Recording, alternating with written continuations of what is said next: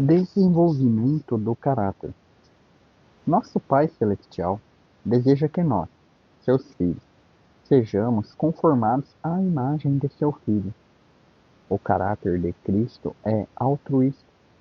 Infelizmente, o ser humano é, por natureza, egoísta. Uma das chaves para que nosso caráter se conforme ao caráter de Cristo é por meio de nossas ofertas contínuas. Alguém falou certa vez: dar não é uma forma de Deus conseguir dinheiro, e sim uma forma de Deus conseguir pessoas semelhantes ao seu Filho. Deus sabe que, para nos desenvolvermos e sermos as pessoas que Ele deseja, precisamos aprender a repartir nossas posses com liberalidade. Se não o fizermos, nosso egoísmo inato crescerá e nos dominará. Howard Hughes é um exemplo extremo disso. Em sua juventude, Hughes era um típico playboy, apaixonado por festas e mulheres bonitas, e avesso à contribuição. Ao amadurecer e transformar sua herança numa grande fortuna, ficou mais e mais avarento. Deixou que sua riqueza criasse uma barreira cada vez maior entre ele e as outras pessoas. Passou seus últimos anos em reclusão, se tornou uma pessoa solitária, cuja vida era devotada a evitar germes e pessoas. George Miller é um contraste tremendo em relação a Hughes. Miller também recebeu uma herança, mas, ao contrário de Hughes, estabeleceu um padrão constante de repartir generosamente. Sua vida foi caracterizada pelo serviço às necessidades dos outros. Repartir leva à vida. É o antídoto mais eficaz contra a doença da avareza humana. Aspas. Exorta que pratiquem o bem, sejam ricos de boas obras, generosos em dar e prontos a repartir, a fim de se apoderarem da verdadeira vida. Primeira carta de Paulo a Timóteo, capítulo 6, verso 17 ao 19. Aspas. Investimentos para a eternidade. Lemos no Evangelho segundo Mateus, capítulo 6, verso 20.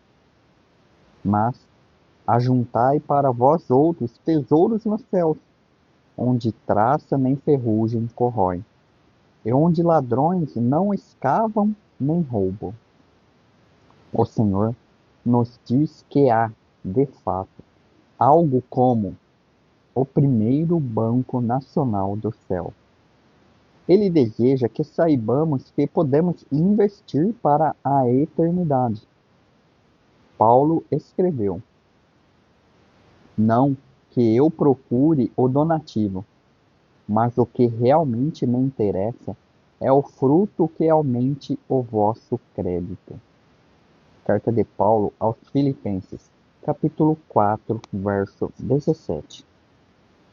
Há, literalmente, uma conta para cada um de nós no céu.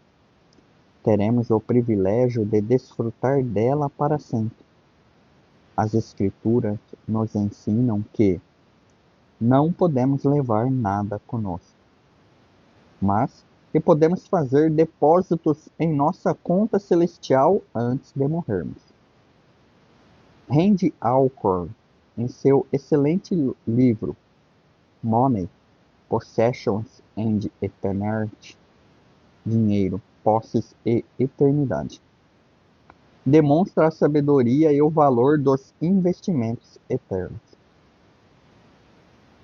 Imagine por um momento que você estava vivendo nos Estados Unidos, no final da Guerra Civil.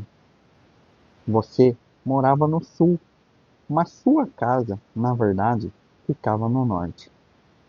Enquanto estava no sul, você acumulou uma boa quantia de dinheiro em moeda da Confederação.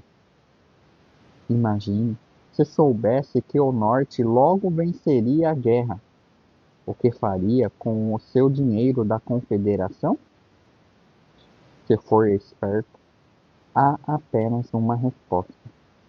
Você trocaria o dinheiro da Confederação pela moeda americana. O único dinheiro que teria valor após o término da guerra. Guardaria apenas o valor necessário da moeda da Confederação para suas necessidades básicas durante o curto período até o final da guerra. A moeda deste mundo não terá valor quando você morrer ou Cristo voltar. Ambos acontecimentos iminentes. Acumular grandes tesouros em face do futuro inevitável é o mesmo que estocar moeda da Confederação. A única moeda de valor no céu é nosso atual serviço e a contribuição generosa para o reino de Deus. Jim Elliot, o mártir missionário, falou o seguinte: não é tolo aquele que dá o que sabe que não pode guardar, para ganhar o que não pode perder. Aumento das bênçãos materiais. Contribuir com a atitude apropriada resulta também em aumento material que flui para o doador. Provérbios, capítulo 11, verso 24 a 25 diz: a quem dá liberalmente, ainda se lhe acrescenta mais e mais, ao que retém mais do que é justo, ser-lhe-á em pura perda. A alma generosa prosperará, e quem dá a beber será descedentado. Examine segunda carta de Paulo aos Coríntios, capítulo 9, do versículo 6 ao 8. O que semeia com fartura, com abundância também ceifará. Deus pode fazer-vos abundar em toda graça, a fim de que, tendo sempre, em tudo, ampla suficiência, superabundeis em toda boa obra. Esses versículos ensinam de forma clara que dar resulta em aumento material. Mas veja bem, porque o Senhor devolve um aumento material, a fim de que superabundeis em toda boa obra. Conforme um diagrama, o Senhor produz um aumento para que possamos dar mais e, ao mesmo tempo, tenhamos também nossas necessidades satisfeitas. A quantia da contribuição. Examinemos o que dizem as Escrituras sobre a quantia a ser dada. Segundo o Antigo Testamento, o dízimo, ou seja, 10% dos ganhos pessoais, era o que se requeria. Quando os filhos de Israel desobedeciam a esse mandamento, tal atitude era considerada um roubo ao próprio Deus. Ouça as palavras solenes de Jeová nos dias de Malaquias. Vocês me roubaram nos dízimos e nas ofertas que eu deveria receber. Por isso, a terrível maldição de Deus caiu sobre vocês. Toda a nação está me roubando. Malaquias, capítulo 3, verso 8 e 9. Além do dízimo, os hebreus deveriam dar ofertas. Mais ainda, o Senhor fez provisões especiais para as necessidades dos pobres. A cada 7 anos, por exemplo, todas as dívidas deveriam ser perdoadas e regras especiais governavam as colheitas, de modo que o pobre pudesse recolher alimento. No Novo Testamento, o dízimo nem é especificamente rejeitado nem recomendado. Nele aprendemos a dar na proporção do que temos recebido em bênçãos materiais, e as doações sacrificiais são especialmente recomendadas. O que me agrada em relação ao dízimo ou qualquer porcentagem fixada é a sistematização e a facilidade de computar a quantia da doação. O perigo do dízimo é ser tratado como qualquer outra conta a ser paga. Ao contribuir sem amor no coração, colocam-me na posição de não receber as bênçãos que o Senhor designa ao doador. Outro perigo em potencial referente ao dízimo é a visão de que, uma vez que dei o dízimo, minhas obrigações estão cumpridas. Para muitos cristãos, o dízimo deveria ser o início de suas doações, e não o limite. As Escrituras não são claras no que diz respeito à quantia que devemos dar. Creio que essa falta de clareza ocorre porque a decisão quanto ao valor que um indivíduo dá deve ser baseada em seu relacionamento pessoal com Deus. Quando buscamos a direção do Espírito, através de uma vida ativa de oração, o ato de repartir torna-se, de repente, uma aventura empolgante. A família Abernathy, proprietária de uma loja de calçados, é um exemplo disso. Os membros da família estavam orando para que Deus os dirigisse sobre quanto deveriam repartir. Enquanto oravam, foram tocados com as necessidades dos Wilsons, uma família grande em sua comunidade. As finanças estavam apertadas para os Wilsons, porque o ano escolar estava começando. Os Abernathy decidiram dar 2 pares de sapatos a cada um dos filhos dos Wilsons. Eles não sabiam que os filhos da família Wilson estavam justamente orando por calçados. Certa noite, ao redor da mesa, os filhos da família Wilson mais uma vez oraram por sapatos. Depois de terminarem suas orações, a mãe falou: Vocês não precisam mais pedir sapatos para o Senhor. Deus respondeu suas orações. E, um a um, os sapatos foram mostrados a eles. Depois disso, as crianças pensaram que Deus trabalhava no ramo de calçados. Gostaria que você tivesse visto a expressão de admiração nas faces dos membros da família Abernathy, pelo fato de terem experimentado, em primeira mão, como Deus estava dirigindo sua contribuição através do silencioso mistério da oração. Qual deve ser o valor da sua contribuição? Para responder a essa pergunta, submeta-se em primeiro lugar a Deus. Busque intensamente a vontade dele para você. Bev e eu temos pensado e orado muito em relação à questão do quanto deveríamos dar. Concluímos que o dízimo é o mínimo que deveríamos dar. Então, damos o dízimo e uma quantia a mais, conforme Deus nos dirige e nos dá prosperidade. O padrão da contribuição. Durante sua terceira viagem missionária, Paulo escreveu aos Coríntios algo concernente a uma oferta prometida que satisfaria as necessidades dos crentes perseguidos de Jerusalém. No primeiro dia da semana, cada um de vós ponha de parte em casa, conforme a sua prosperidade, e vá juntando, para que se não façam coletas quando eu for. Primeira carta de Paulo aos Coríntios, capítulo 16, verso 2.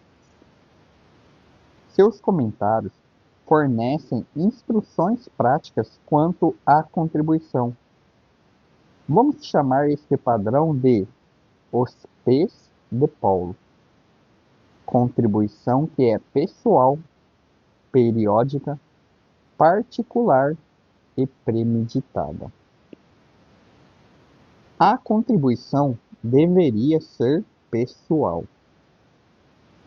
A contribuição é privilégio e responsabilidade de todo cristão, jovem ou velho, rico ou pobre. Cada um de vós.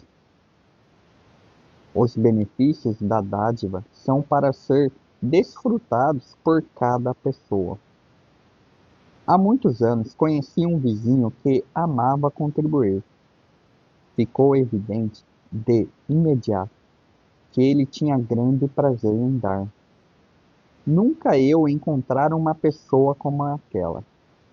À medida que o nosso relacionamento foi crescendo, descobri como ele aprendeu a ser um doador feliz.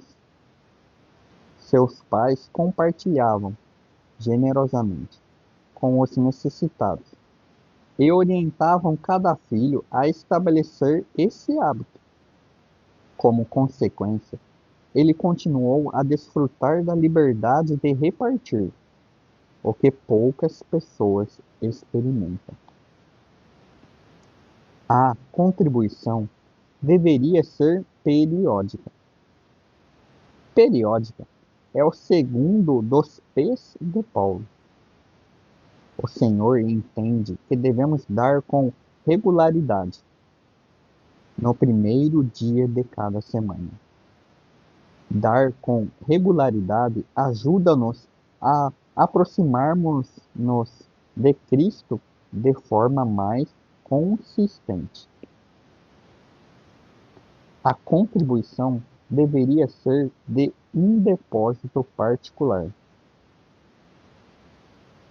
Ponha de parte e vá juntando. Se você tem sentido dificuldade em monitorar o dinheiro que decidiu dar, pense em abrir uma conta separada. Bev e eu chamamos a nossa de conta do Senhor. Você pode também fazer algo simples, como separar uma lata vazia de biscoito, na qual colocará o dinheiro que pretende dar. O aspecto mais gratificante de separar dinheiro tem sido a emoção de orar para que Deus nos torne conscientes das necessidades e então nos capacitar a responder a ela. A contribuição deveria ser premeditada. Depois que me tornei cristão, quase todo domingo, Bev me perguntava: Querido, quanto você gostaria de dar na igreja esta semana? Minha resposta era sempre: Não me importa, você pode decidir. Devido à minha atitude de cavaleiro, eu não me colocava numa posição de experimentar a bênção de contribuir, reservada para o doador. Para se conhecer a alegria total e colher a bênção da dádiva, ela não pode ser feita descuidadamente. Cada um contribua segundo tiver proposto no coração, não com tristeza ou por necessidade, porque Deus ama a quem dá com alegria. Segunda carta de Paulo aos Coríntios, capítulo 9, verso 7. Nossa contribuição deveria envolver pensamento, planejamento e oração. No entanto, muitos cristãos fazem como eu costumava fazer. Nunca pensam sobre a contribuição, até o momento da coleta. O exemplo supremo da dádiva premeditada foi estabelecido por nosso Salvador, o qual, em troca da alegria que lhe estava proposta, suportou a cruz. Carta aos Hebreus, capítulo 12, verso 2. Para quem devemos contribuir? Somos ordenados a repartir com 3 categorias de pessoas: o receptor e a proporção da contribuição variam de acordo com as necessidades colocadas por Deus no coração de cada cristão. Para a família. Em nossa cultura, temos experimentado uma interrupção trágica nesta área de repartir. Os maridos não têm provido suas mulheres. Os pais têm negligenciado seus filhos e os filhos adultos têm se esquecido de seus pais idosos. Tal negligência é fortemente condenada. Ora, se alguém não tem cuidado dos seus, e especialmente dos de sua própria casa, tem negado a fé, e é pior do que o descrente. Primeira carta de Paulo a Timóteo, capítulo 5, verso 8. Satisfazer as necessidades de sua família e de seus parentes é a primeira prioridade da contribuição, algo que não se deveria negligenciar. Para a igreja local, para os obreiros e ministros cristãos. Em suas páginas, a Bíblia foca o apoio aos ministros do Senhor. O sacerdote do Velho Testamento tinha que receber um apoio específico. Números, capítulo 18, verso 21. E o ensino sobre apoio ao ministério é forte também no Novo Testamento. Os pastores que fazem bem o seu trabalho devem ser bem pagos e altamente estimados, de maneira especial aqueles que trabalham arduamente, tanto pregando como ensinando. Primeira carta de Paulo a Timóteo, capítulo 5, verso 17. Quantos na obra de Deus se esquivaram de seu ministério devido a um salário minguado? Muitos. As pessoas perguntam a mim e a Bebe se contribuímos apenas para a igreja local. Em nosso caso, a resposta é não. No entanto, damos um mínimo de 10% do nosso salário regular à nossa igreja, porque cremos que essa é uma expressão concreta de nosso compromisso com ela. Mas também ofertamos àqueles que têm exercido influência direta sobre nós. Mas aquele que está sendo instruído na palavra, faça participante de todas as coisas boas aquele que o instrui. Carta de Paulo aos Gálatas, capítulo 6, verso 6.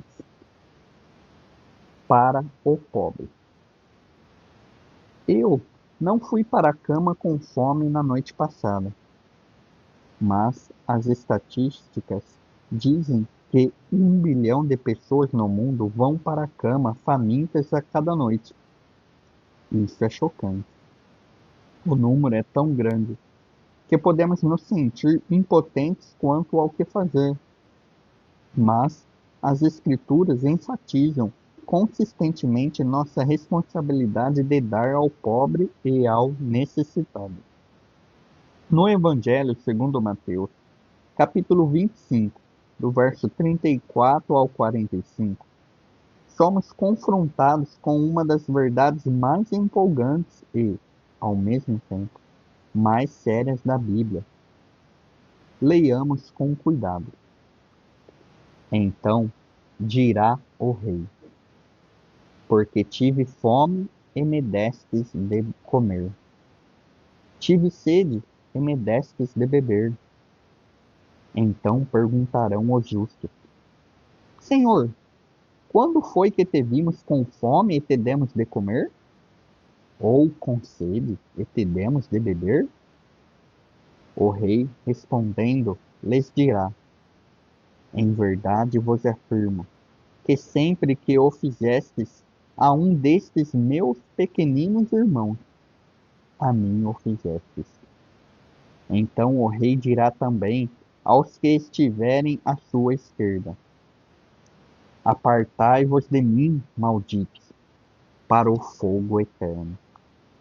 Porque tive fome e não me destes de comer, tive sede e não me destes de beber. Sempre que o deixaste de fazer a um destes mais pequeninos, a mim o deixastes de fazer. De alguma forma misteriosa que não podemos compreender totalmente, Jesus identifica-se pessoalmente com o pobre. Você quer ministrar a Cristo? Você o faz quando dá ao pobre. Se essa verdade é chocante, então a recíproca é terrível. Quando não damos aos pobres, deixamos o próprio Cristo faminto e sedento.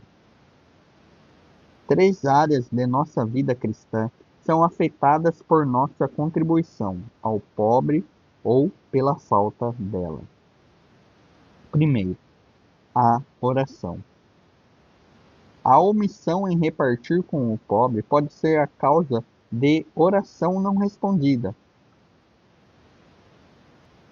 Porventura, não é este o jejum que escolhi? Que reparta o teu pão com o faminto e recolhas em casa os pobres desabrigados. Então clamarás, e o Senhor te responderá. Isaías capítulo 58, versos 6 ao 9. E o que tapa o ouvido ao clamor do pobre, também clamará e não será ouvido. Provérbios capítulo 21, verso 13. Segundo, a provisão. Nossa provisão é condicionada à nossa contribuição para com o necessitado. O que dá ao pobre não terá falta, mas o que dele esconde os seus olhos será cumulado de maldições. Provérbio 28, verso 27.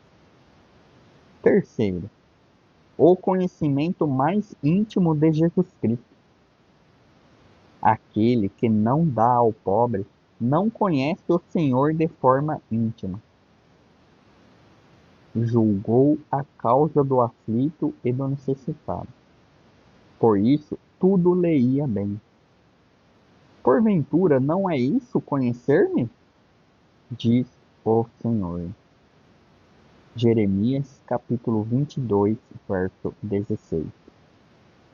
A contribuição para o pobre tem sido desencorajada em parte, devido à falha do governo na área de programas sociais. No entanto, quero encorajá-lo a pedir que o Senhor coloque uma pessoa pobre em sua vida. Esse passo será significativo para sua maturidade no relacionamento com Cristo, ou para que você e eu sejamos capazes de fazer a mesma afirmação de Jó. Porque eu aliviava os pobres que clamavam, e também o órfão que não tinha quem o socorresse. E eu fazia rejubilar-se o coração da viúva. Eu me fazia de olhos para o cego e de pés para o coxo.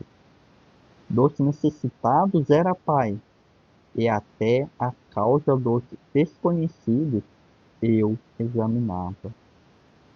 Jó, capítulo 29, verso 12 ao 16.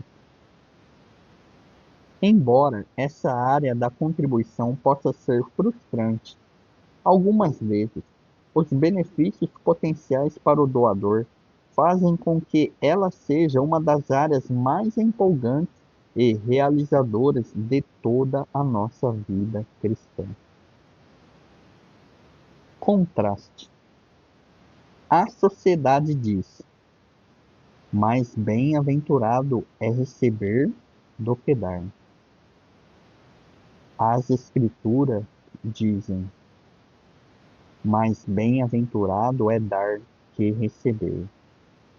Atos dos Apóstolos, capítulo 20, verso 35. Compromisso. Estabeleça um tempo a cada semana para discutir e orar sobre contribuição. Use-o para rever este capítulo. Amém. Se você gostou deste conteúdo, se inscreva no canal, ative o sino de notificações, deixe o seu gostei, o seu comentário e compartilhe com mais pessoas.